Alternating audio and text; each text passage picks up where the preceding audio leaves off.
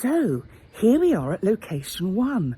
This is the menhir, and it's in Qala on Gozo, and actually Sara is going to take over and explain to you exactly what this is all about. So Sara, would you like to tell us about the menhir? Right, so we are in Qala, which is the easternmost village in Gozo, and this is the menhir, which means tall vertical standing stone. Now there's a couple of theories about this particular stone, and it could be part of an original temple. Now some shards of Neolithic pottery have been found around near here, and a green stone axe pendant, which would indicate that maybe there was an entire temple standing here before all these modern buildings appeared. And you can probably see a crane in the background as well, so this building going on. Or the other theory is that it is part of the big temple at Sara, which we Gajantia, which Sara can't say. I know, so I'm I have really to say bad at that. pronouncing it. Gajantia. I was trying to fudge it there by saying the temple. I know, that was very, very good. I like that. Yes, well done. Okay, yes, and moving on swiftly. Yes, so the story around that, which we told you before, was about a giantess actually building that temple and hauling the big stones on her back. Now, there is a legend that abounds locally here, which a friend of Penny's told us, that a giantess actually hauled this stone all the way from Sara. On her back? On her back, which is what, 6-7 kilometres from here? Something like that? Yes, I thought you were going to say the menhir was 6 or 7 kilometres. No. The menhir is actually 11 foot high, or 3 metres approximately. Okay. Thereabouts. Okay. And again, like the temple, the stone is very porous. It's a type of limestone. We don't really know the actual history of it. But Let's go a bit closer. I'm going to press pause. Okay. So excuse the technicalities, but I'm going to press pause and go a little bit closer.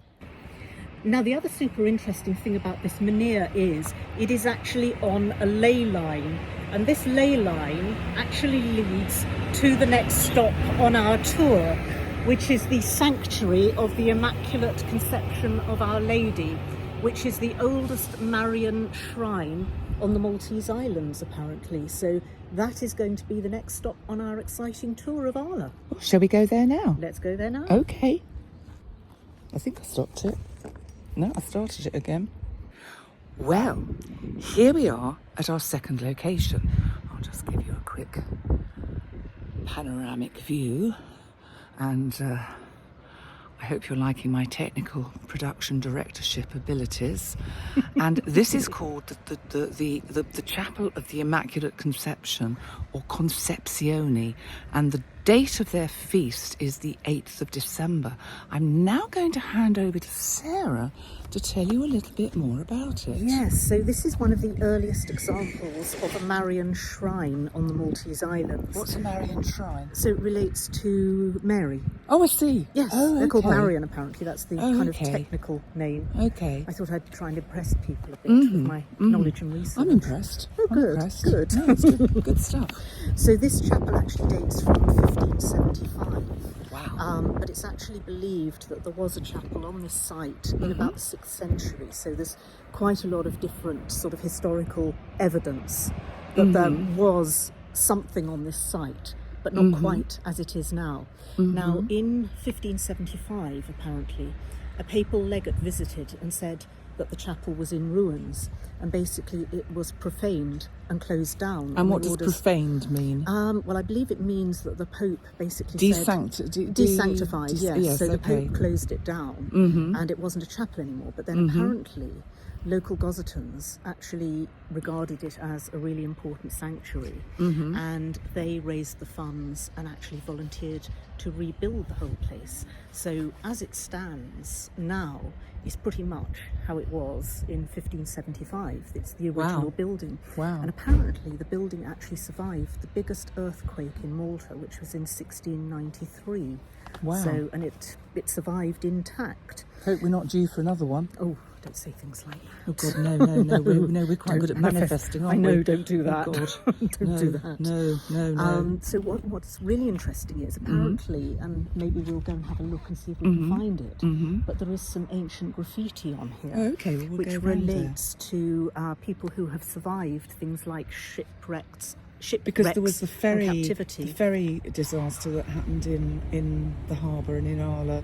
I can't remember. It was like something in the 1950s, I think. Right. Okay. I can't remember. But certainly there is graffiti markings on the church, which people who have survived situations like that have actually engraved on the church. Okay. So that's really interesting. Should we go and have a look Now- and get away from all of this kind of noisy, traffic? Right. Yeah. Let's pause again. So here's something that I found, which is 18th of the 2nd, 53. And I think this is when there was, as I say, this ferry disaster in the harbour. And there is a big long story that is attached to it, but I don't think it's actually appropriate that I talk about it. So I'm just going to bring that on to pause again. So we've walked all around the church and we can't actually find any more of this alleged graffiti because I think perhaps it's been painted over or the wall has been rebuilt.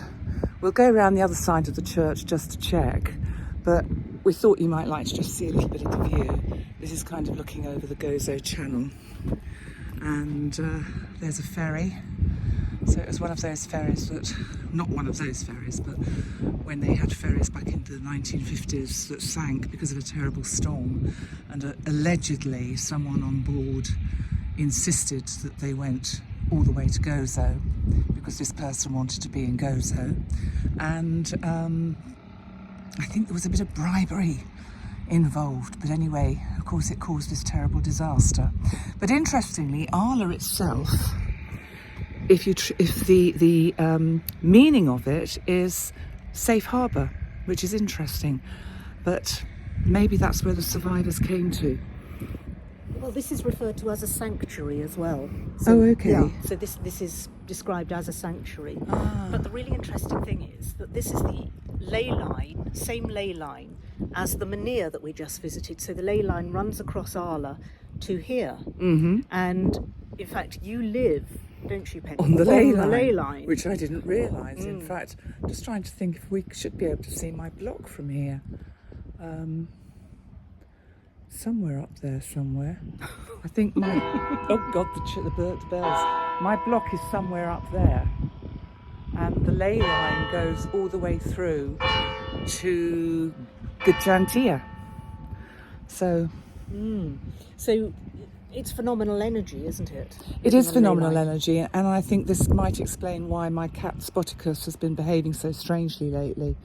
Because I think he's terribly sensitive. He's a triple Pisces, and I think he picks up all the energy from the ley line. And I think now I know that I'm on a ley line, it explains why I get so tired sometimes or so super energized, and it's just extraordinary. It's too much, actually. It's actually too much.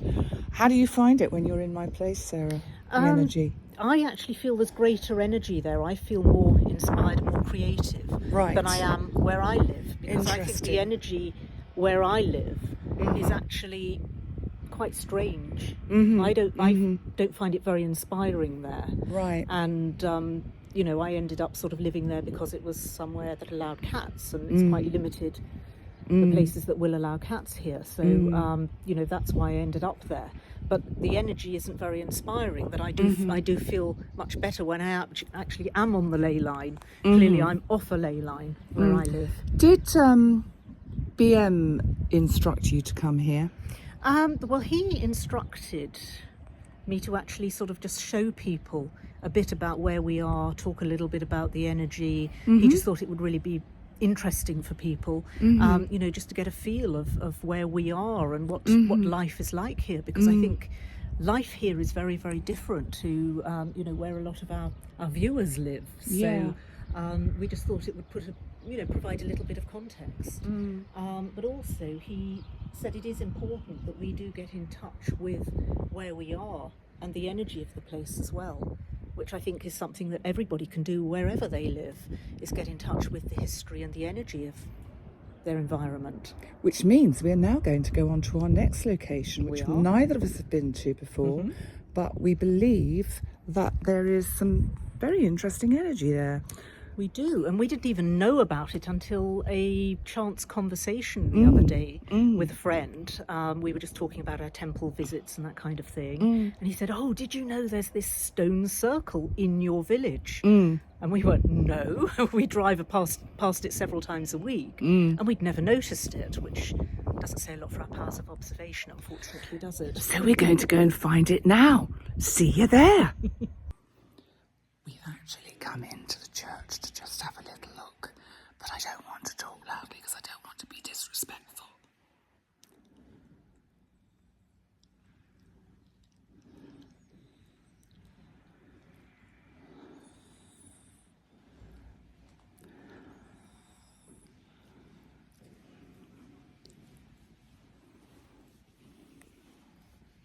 So I managed to switch the camera off pause, and I'm just hoping I can link all these videos together, but I didn't want to say anything in the church because I just think the energy of prayer, the power of it, the power of intent, whatever denomination you are, oh lovely ginger pussycat over there, and whatever denomination one is, one should respect everybody's way of going to the divine. And so that's why I whispered in there. Okay, we're going to go to the next location now. See you there. And so this is some more engravings we found. So we haven't gone to the next location yet because we stopped in the car to just have a little look. And Sarah's found this. So it could be a sort of primitive representation of a boat. It looks like it to me. And then up here, some writing up here. Yeah. I can't understand what that says. no. Where else was there? And then there's some, I don't know if, this doesn't look authentic to me, but No, further along that's- here are some more kind of boat shapes. Oh, yes, yes, So yes. are much more representative of what we were talking about. And what was the story behind all these boats? Well, it was This- people who found sanctuary, so they were Which is actually why- shipwrecked. Qala is called Safe Harbour. Yeah, and look, that. Oh, wow. Can you point? Oh, point it again. There yeah. we go. That. Oh, yes. And possibly this.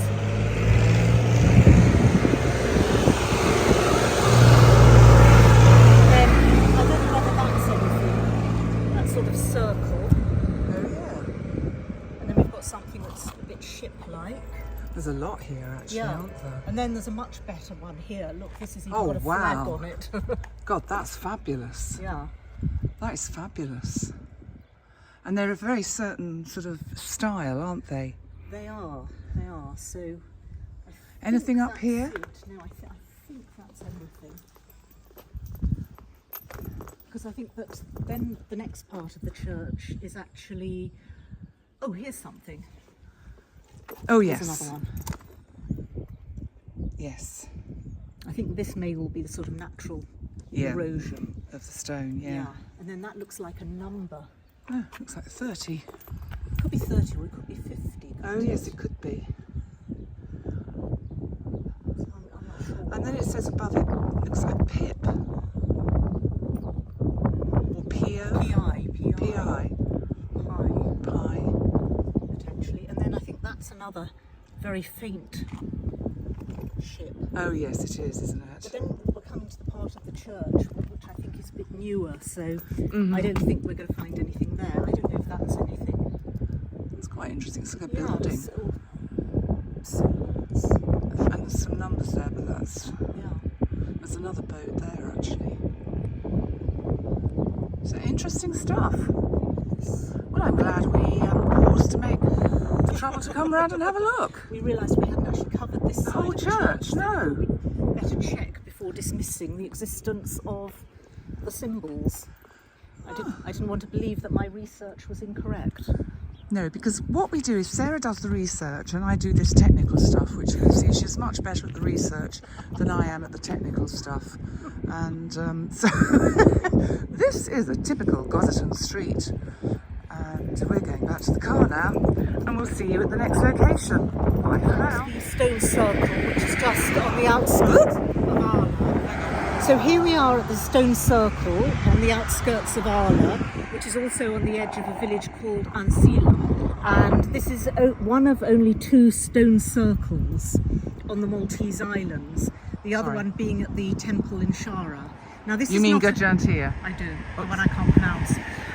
Now this is not a complete stone circle, unfortunately, but it is around, well, probably about half a circle now, and it's reckoned that there was potentially a pagan temple or something similar here. Now there's a lot of sort of megalithic and Neolithic structures on the Maltese Islands. But when I was researching, I found out a really interesting fact that 40% of megalithic structures are all in one country. Can you guess what that is? I would say, well, I would probably say, I don't know, actually England, I think. No. Oh, where is it then? South Korea. South Korea? I know. Oh. Amazing. Gosh. Amazing. Now, I sort of feel like I need to verify that, but that was the fact which I found in several sources, which is really interesting. But for such a small country, Malta does have a large number of megalithic and Neolithic structures. Now, stone circles, you know, incredibly rare. Obviously we've got some in the UK, but for Malta there's only 2, and this one is 1.5 metres high, and it's got a circle diameter of 10 metres. Now the construction is very, very similar to the temples that we've already looked at. What the connection is, we don't really know. There's actually no documentation, no evidence of what this actually meant or what it was used for. So it's just one of those things which we didn't even know about until somebody mentioned it to us the other day. By chance. We'll stop and have a look and you know, and it's on a very busy road, as you can hear. Yes. And it's like we've got to cross back over this road and hopefully get to the other side without dying. So wish us luck. So hopefully this video will appear. Okay, that means we've made it home safely. And now we will relocate to home and do a little finale.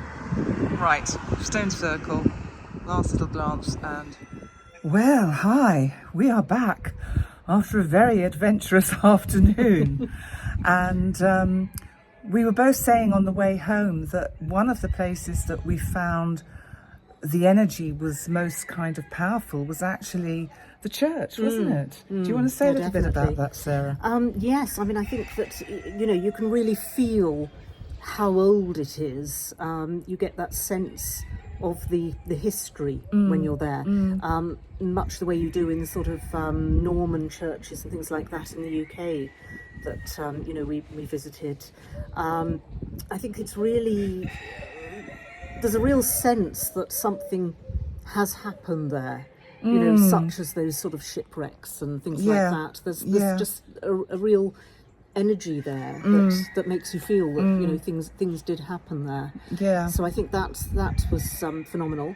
The stone circle, I mean, I find that incredibly interesting because we don't know much about it. So naturally that gets my curiosity going, and I want to try and find out more about it. I've lived here for, well, in Arla I've been for 7 years. And I didn't know it was there. I know, which is phenomenal, and I think that's a real lesson to show, you know, to tell us. Look at what's around you. Look what's under your nose. Yes, exactly. And you know, I've been up that road with the Mania many times, and I didn't know that was there. I'd never noticed it. I mean, quite often there's sort of vans or cars parked across it. That's right. So you don't see you don't really notice it. But I didn't know that was there. No. So I think that, you know, a lot of us probably just walk around not knowing what is in our vicinity, and you know, things of incredible historical interest. And actually that's quite interesting, because I think sometimes we forget that where we live, even if it's a kind of new build or you know, sort of a new estate or anything like that, the fact is the planet, the ground, is the same age as the universe and when the planet was formed. And the history that is often right under our feet under our nose is just extraordinary. And perhaps maybe that's something I've learned today. That, I mean, I didn't even realise till we spoke to my friend in California who used to be out here, that we're on a ley line. And so that has really blown my mind a bit. Well, it's explained a lot to you, hasn't it? It has. So behind us you can actually see the village church of Qala. They're just ringing the bells now. Yeah. I'm not quite sure what time it is, but they do ring very frequently during the day and the night. 4:15 it's in the 4:15. afternoon. Okay. Yes. Yeah. So yes, they ring very, very frequently, and I can see those from where I live, and I can see the people actually up in the towers ringing the bells. And you can probably hear chickens in the background and cockerels crowing. Yeah. So they kind of walk around the streets, and down there you can see a lot of the sort of flora and fauna as well. Yes. That we have, the sort of cacti and prickly pear plants and things like that. So I think on that note, I'm going to try and edit this together, and I'm not going to apologise for it being technically really inept. I'm just going to say, listen, anyone out there can just give it a go.